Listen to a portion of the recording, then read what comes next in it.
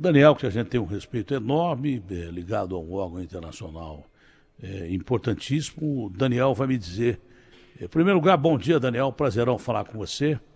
Como é que está a Bom questão dia. de segurança alimentar no Brasil, entenda-se por fome?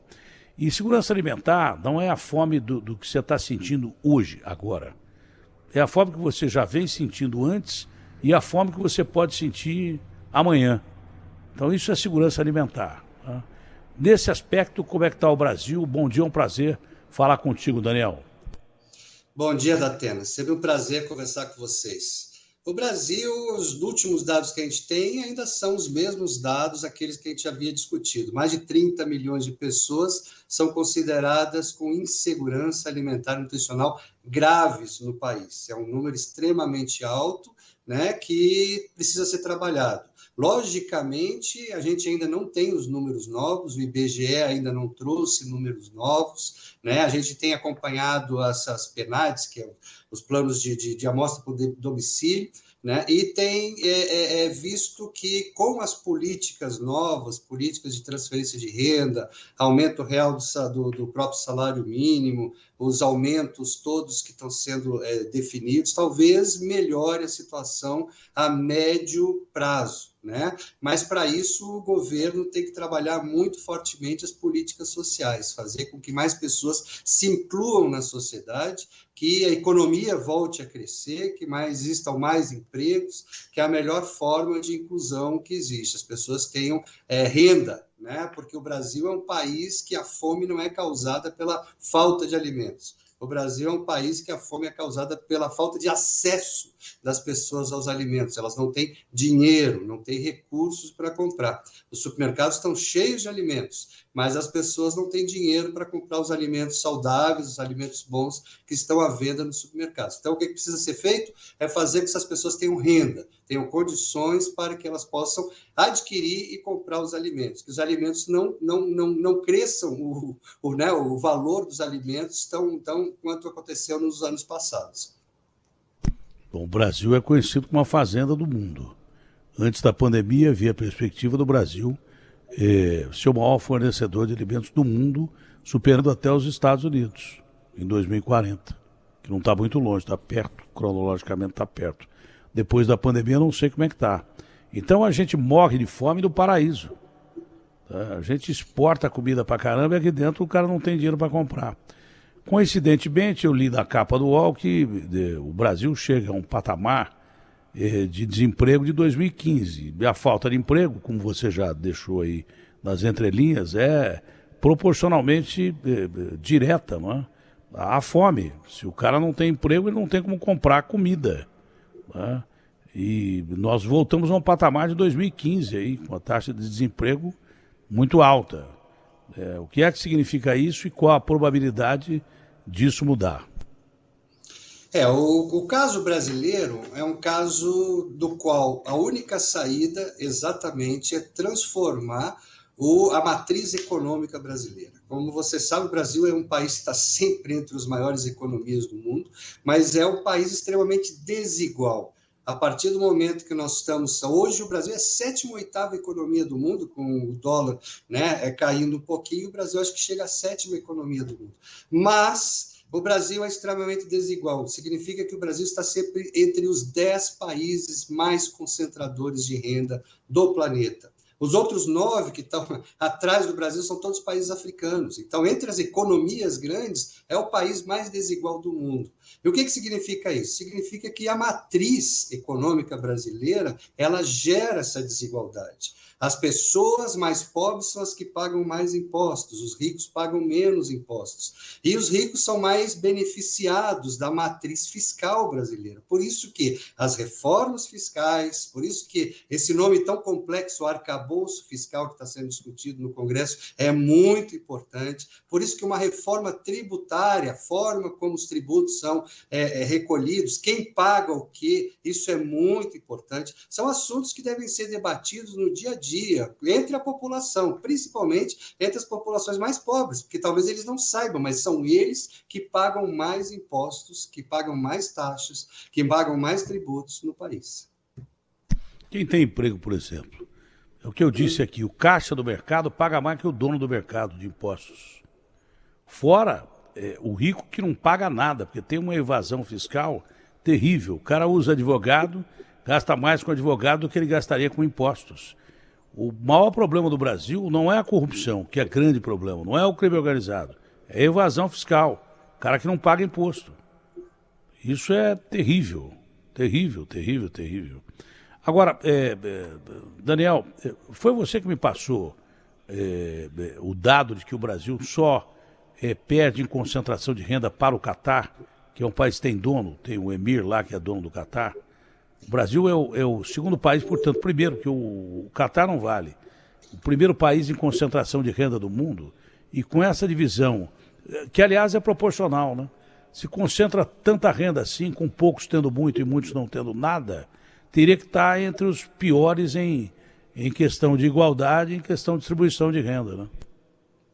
Exatamente, Datena. Esse é um assunto que tem que ser discutido todo santo dia. O Brasil tem que trabalhar. Jamais acabaremos com a fome de forma definitiva, jamais acabaremos, né, com a extrema pobreza no Brasil se nós não trabalharmos o combate às desigualdades sociais, o combate à concentração de renda. E quando se fala nisso, ninguém quer que o rico fique mais pobre, que o rico perca a sua riqueza. Não, ninguém quer isso. Mas nós temos que ter uma questão mais justa na questão tributária, né? Os ricos têm que pagar proporcionalmente aos seus ganhos, à sua riqueza. E como você mesmo sabe, todos sabemos, né? Eles não pagam. E cada vez que tem que pagar um pouquinho mais, há uma grita muito forte. E eles têm advogados para isso, uma legião, e conseguem fazer também lobbies para que seus produtos, suas coisas não tenham tanto... Então, tudo isso gera uma desigualdade, e o pobre não tem esse lobby, o pobre não tem uma bancada dos pobres no Congresso Nacional, né? Então, você vê que... Seria então, interessante, né? Lobby da pobreza. Acho que só São Francisco de Assis seria capaz de liderar o lobby da pobreza, porque não tem lobby mesmo da pobreza. Só tem lobby para rico, que paga lobby no nosso Congresso Nacional. Então, se não trabalhar, Datena, essas questões, nós vamos estar daqui a 5 anos claro, falando os mesmos problemas. A gente tem que botar... ninguém quer, né, Daniel, em resumo, só para te ajudar, ninguém quer que o rico fique mais pobre. Mas ninguém quer que o pobre fique mais pobre, ou que o pobre possa ficar um pouquinho mais rico. A gente quer isso, né? Rico para, no mínimo, botar comida na mesa, ter dignidade para pagar uma casa, ou pagar um aluguel. Agora, desses 30 milhões que passam fome, os caras vivem com quanto por dia, se não tem nem emprego?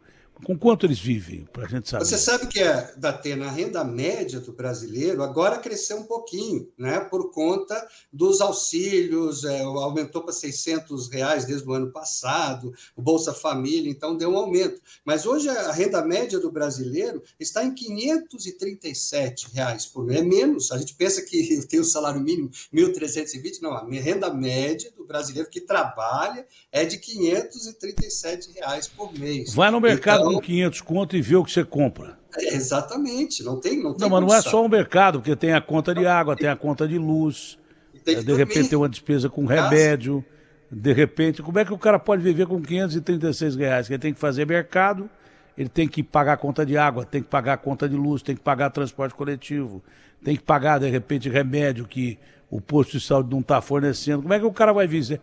A gente podia fazer o dia da pobreza, pegar R$536 e seria o mês da pobreza. O mês da pobreza. Seria o mês de São Francisco de Assis. Aqui tem feriado para tudo quanto é santo, pô.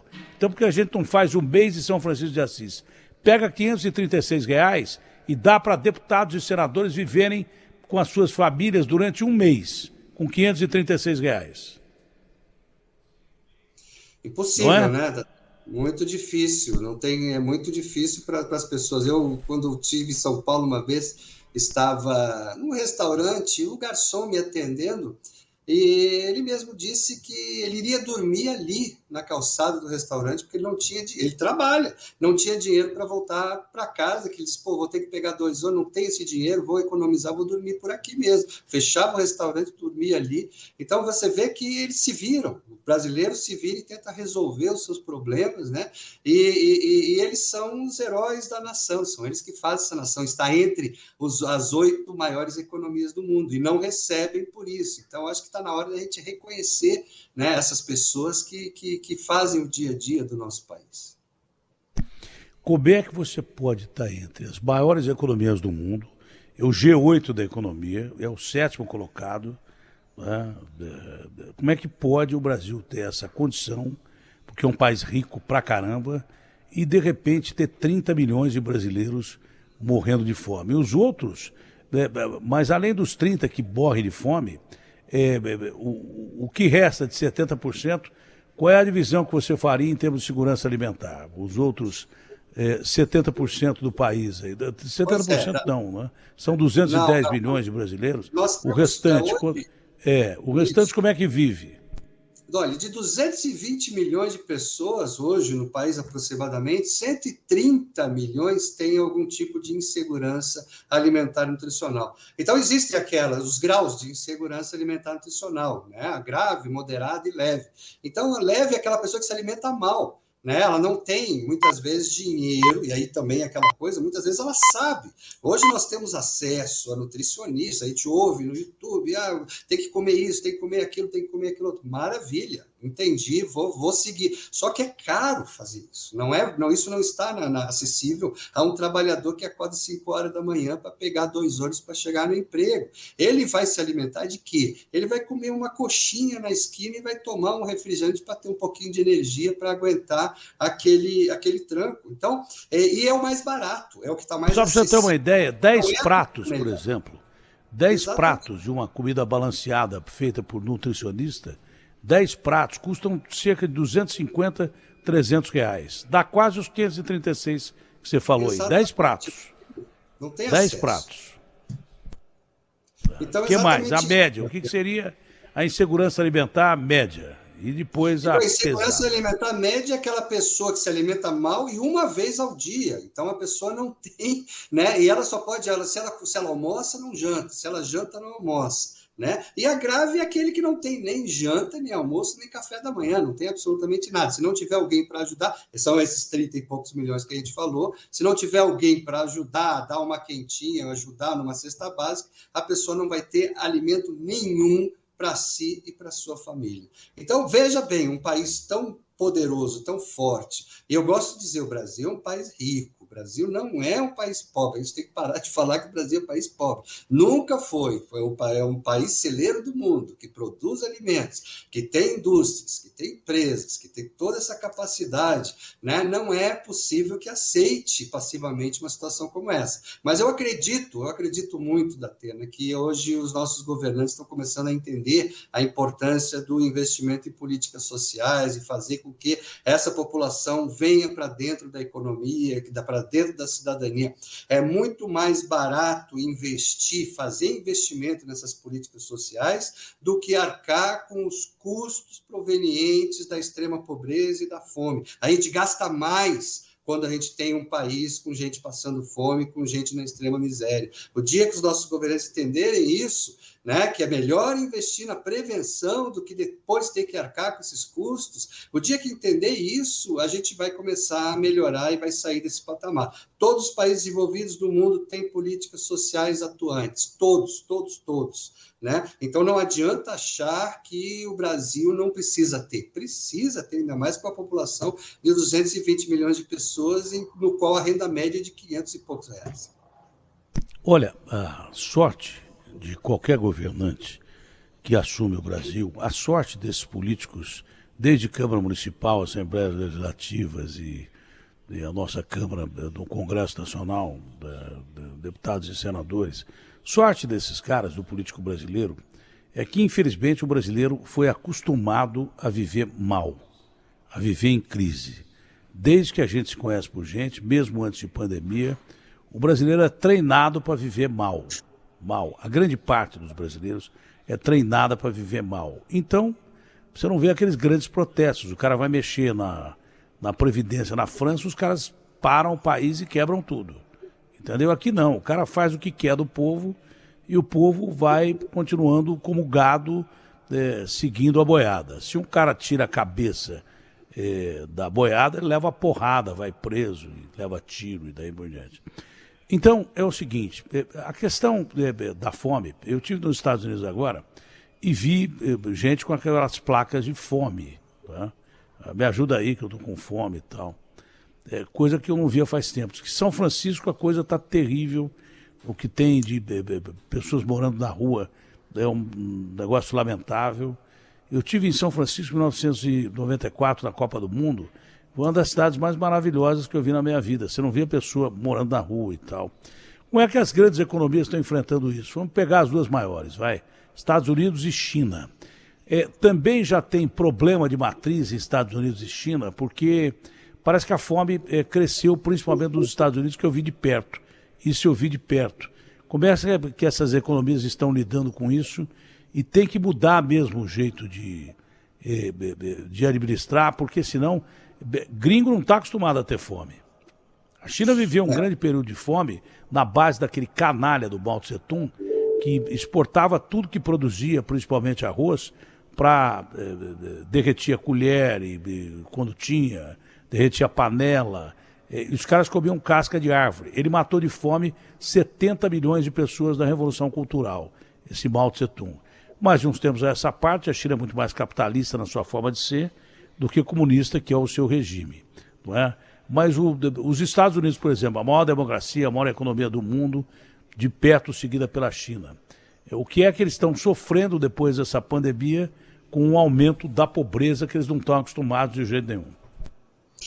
O próprio Estados Unidos hoje tem um aumento da pobreza muito grande, né? Apesar de que os Estados Unidos ele tem políticas que não são federais, você sabe que os estados têm suas políticas próprias, têm constituição própria, então logicamente ali você tem estados que têm menos pobreza por conta de investimentos em políticas sociais e estados que têm mais. Então, está crescendo muito em alguns estados norte-americanos o número de pessoas, principalmente morando na rua, né, e sem emprego. Então, isso aí é uma questão econômica também, né? O desenvolvimento hoje os Estados Unidos sofrem muito o desenvolvimento da alta tecnologia. Com a alta tecnologia, inteligência artificial, robótica e tudo, muita gente que não conseguiu acompanhar o desenvolvimento tecnológico começaram a perder os seus empregos e aquilo que faziam antigamente. Então, como você falou, nos anos 90, tinham empregos que eram típicos, né, de pessoas, e hoje não existem mais. Então, e as pessoas não conseguiram se desenvolver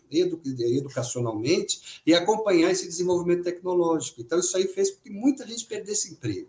Tem estados e municípios nos Estados Unidos que praticamente as indústrias fecharam, porque aquelas indústrias ficaram ociosas, não precisavam mais, né, e perderam também competitividade por conta do avanço tecnológico. Então, tudo isso tem que ser pensado pelos... No Brasil, nós já estamos vivendo isso, Daniel. Estamos. A máquina está tomando conta de por isso emprego. Que a questão educacional e educação tecnológica brasileira tem que vir, né, junto com todas essas políticas, fazer com que hoje, por exemplo, não tem mais os empregos que tinha antes, mas hoje você precisa, eu vejo que tem indústrias dizendo, eu preciso de pessoas que entendam de mídias sociais. Entender não é brincar, é saber usar o produto daquela pessoa dentro das mídias sociais. É uma outra tecnologia, é um outro formato, é um outro tipo de pessoas que são empregadas, né? E não existe curso para isso, né? Você não acha curso. Onde é que tem um curso no qual eu entenda e como que eu trabalho com mídias sociais? Se o cara não for preparado para lidar com o computador,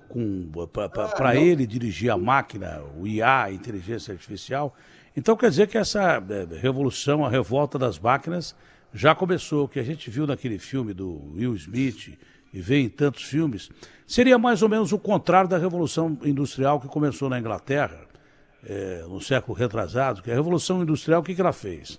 Ela deu oportunidade para que os empregos fossem mais justos.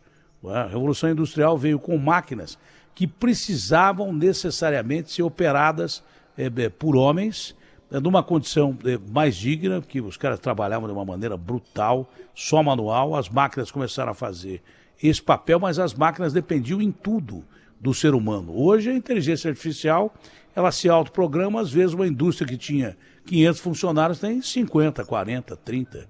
É por isso que o espaço físico de empresa está cada vez menor. Então seria uma revolução industrial ao contrário. Já começou a revolta das máquinas aí. Porque no primeiro momento em que a inteligência artificial toma conta de uma empresa quase que sozinha, você está perdendo empregos aí. E essa mão de obra, se ela não se especializar em trabalhar conjuntamente com computadores, com a inteligência artificial, ela pode, num país como o nosso, boa parte dela pode ser usada de que maneira que não seja subemprego e que não dê dinheiro para o cara pelo menos ter uma vida digna.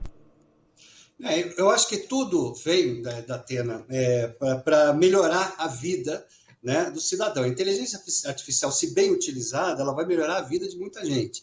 Mas para isso, por isso que é importantíssimo, isso aqui eu quero falar para todo mundo que está nos ouvindo, é importantíssimo que os entes hoje do governo estadual, municipal, federal, estejam acompanhando essas mudanças para poder proporcionar às pessoas capacidade de poder ter os cursos tecnológicos para que elas entendam esses avanços. Se isso aí não acontecer, vai ficar muito difícil. E aí começa a concentração de renda, com uma pequena casta que está entendendo essas mudanças, vão se especializar nisso e vão continuar ganhando cada vez mais dinheiro em detrimento da grande maioria da população. Você falou em casta.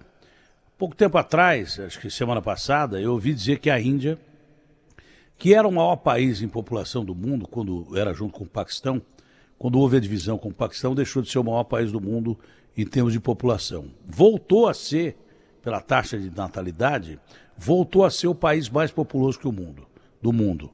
Bateu a China em número de pessoas, pelas informações que eu recebi, não sei se estão corretas ou não. Como é que a Índia, que é altamente desenvolvida tecnologicamente, não é porque tem bomba atômica, não, é porque os caras, em termos de computação, os caras têm um desenvolvimento violento. É um negócio assim, em termos de inteligência artificial, os caras têm alta capacitação. Como é que a Índia lida com isso, tendo a maior população do mundo? Ela enfrenta estado de pobreza como o Brasil? Dá para fazer uma comparação com o Brasil? Ou como é que ela enfrenta, gozado a gente dizer isso, né? Enfrentar esse tipo de problema, né? Quer dizer, que o que é uma solução para tornar a vida melhor e mais fácil, porque o computador ajuda em muito, mas desemprega várias pessoas. A inteligência artificial desemprega gente pra caramba. Como é que a Índia, que é o país de maior população do mundo, lida com isso, Daniel? E com o aspecto de fome? Coincidentemente, eu estive conversando com alguns líderes indianos na semana retrasada. E estávamos exatamente falando sobre isso. A Índia é um dos países que mais exportam matemáticos. A grande maioria dos grandes matemáticos que estão nos Estados Unidos são indianos, né? Vieram da Índia. E eles têm uma tendência ao estudo da matemática muito forte. Então, eles estão realmente na vanguarda dessa questão da inteligência artificial, sempre trabalhando muito estatísticas e matemáticas profundamente. E eles têm hoje, né? Hoje o governo indiano, a Índia realmente passou a população, né? Eu acho que já está chegando a 1,5 bilhão, 1,6 bilhão, né? Muita gente, então vocês imaginem, são 8 vezes a população brasileira, num espaço que é menor do que o espaço brasileiro. Então, vocês vejam a quantidade de pessoas que existem no território indiano. E eles têm a questão também religiosa e cultural, que é muito diferente da nossa. Como você sabe muito castas, bem, né? existem castas, exatamente. Então, lá, pela religião, tem pessoas que nasceram, né, em determinada casta e que estão, vamos dizer assim, condenados a sempre continuarem fazendo determinado tipo de serviço. Isso culturalmente, mesmo que essa pessoa ganhe algum dinheiro, a loteria, alguma coisa, ela não poderá assumir determinadas posições na sociedade. É uma questão, quem estuda essas coisas, não vamos discutir isso, né? É uma questão cultural e não, religiosa. Porque dá pau, mas se não fosse isso, é claro que a situação da Índia seria diferente hoje. Claro, é evidente. Você nasce pobre, vai ter que morrer pobre. Então, mas eu não vou me meter a discutir a religião dos outros. Isso aí não dá certo, né? Cada um tem a sua religião. Ah, é Mas eles injusto. É estão que adianta eu falar que é desenvolvendo, estão injusto fazendo se é uma políticas coisa bem cultural para os interessantes. caras lá. Mas se não fosse isso, a Índia, eu tenho a impressão que estaria em outro patamar. Mas como é que a Índia está lidando mesmo com esse problema? Está lidando com a questão da inteligência artificial.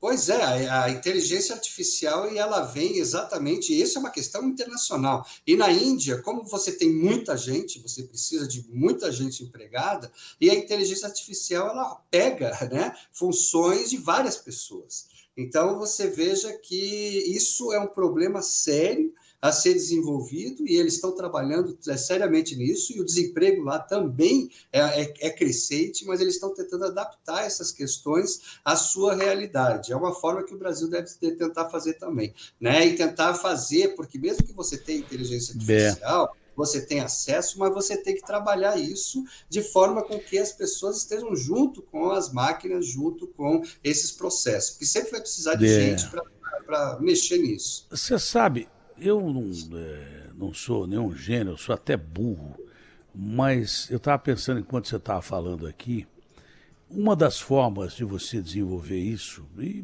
eu acho que não fere democracia coisa nenhuma, é uma questão econômica. A questão do cara comer. O cara não pode morrer de fome num país que é um dos maiores produtores de alimentos do mundo, mas que exporta a maioria de commodity. Aqui, commodity o que é? Produto in natura. Você vende produto in natura, você não precisa de indústria, você não precisa industrializar o produto para vender. Então você vende soja, vende um monte de coisa que você não precisa ter fábrica, você vende, e o pior é que você compra o próprio produto que vem de fora industrializado e mais caro. Então se você tivesse mais indústrias no Brasil, você deixaria de ser país colônia. A gente vive da época do colonialismo, é extrativismo quase que total. Então eu estava pensando aqui de uma forma meio burra, como eu sou burro, o seguinte: se você não determinasse, que aí você iria interferir no livre mercado, mas estimulasse o consumo interno, para o empresário entender que está certo, ele pode ter máquina para fabricar tudo, mas que ele precisa empregar gente que opere essas máquinas ou que tenha função dentro da empresa dele, porque não adianta nada ele ter uma máquina que faça a função de 200 pessoas. Hoje tem máquina que faz função de muito mais gente, mas uma máquina que funciona por 200 pessoas. São 200 desempregados. 200 desempregados não vão ter dinheiro para comprar o produto dele. Se você fizer com que ele estimule o consumo interno, ele vai perceber que ele precisa ter gente empregada até para comprar o produto dele ou de outra fábrica que está produzindo com gente trabalhando lá dentro. Agora, se você não tem nem indústria e não tem perspectiva de emprego, como é que o brasileiro vai poder comprar alguma coisa? Porque, de uma certa forma, o Brasil também tem castas. O cara que nasce pobre aqui, por falta de oportunidade, morre pobre. Não tem condição de crescer. Ah, mas o fulano nasceu pobre, ficou bilionário. Isso aí é 1%, 0,5% do cara que nasce pobre morre rico no Brasil. A maioria morre pobre de fome. Então você teria que estimular o consumo interno e o empresário ter a ciência natural de que ele precisa de alguém para comprar o produto dele aqui dentro. Não adianta nada você exportar tudo que você faz, porque você não dá emprego para as pessoas e você industrializar é legal pra caramba, mas você não contrata gente que vai consumir o seu produto. É injusto isso.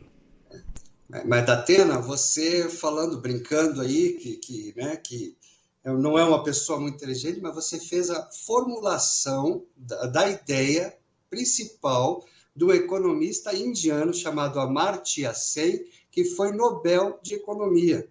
E ele é indiano, né? E ele falou exatamente sobre isso, a questão de você ter pessoas, né, com renda, com capacidade para dinamizar a economia. Se você não tiver gente para consumir, não vai ter indústria para produzir, porque ninguém vai consumir aquele produto. Então, isso tudo é a base da ideia da famosa renda básica universal. Então, você vai ter que, num momento no planeta, ter com que o Estado tenha uma renda mínima calculada para que as pessoas não caiam abaixo da linha da miséria, para que as pessoas consigam, pelo menos, sobreviver e se manter atuantes. Então, essa aí é exatamente o conceito, né, da renda básica universal, né, que está sendo desenvolvido e conversado em vários países do mundo tem. Aqui no Brasil é meio que um tabu, mas é algo que, se você não tivesse a renda durante o período da pandemia, essas pessoas já teriam uma mortandade enorme no Brasil. Foi a renda básica, né, emergencial, que nós chamamos, que salvou muita gente ainda de morrer por falta de ter recurso, falta de alimentos. Então, essa é uma saída também para o avanço tecnológico, fazer com que a grande parte da população que esteja desassistida, que não esteja integrada nesse processo, que essas pessoas tenham uma renda universal. E outro ponto, Datena, metade da população mundial trabalha da terra, da produção de alimentos ou ligado à produção de alimentos. E as máquinas não produzem alimentos. Então, está na hora da gente fazer um retorno das pessoas das áreas urbanas para as áreas rurais, fazer com que as pessoas possam produzir mais alimentos, possam viver da produção de alimentos, alimentem uma parte de sua família e possam comercializar parte desses alimentos nos mercados. Então, isso é outra coisa que a gente tem que desenvolver. Para isso, elas precisam de quê? De tecnologia. Precisam de apoio, mas quem vai produzir os alimentos são as pessoas.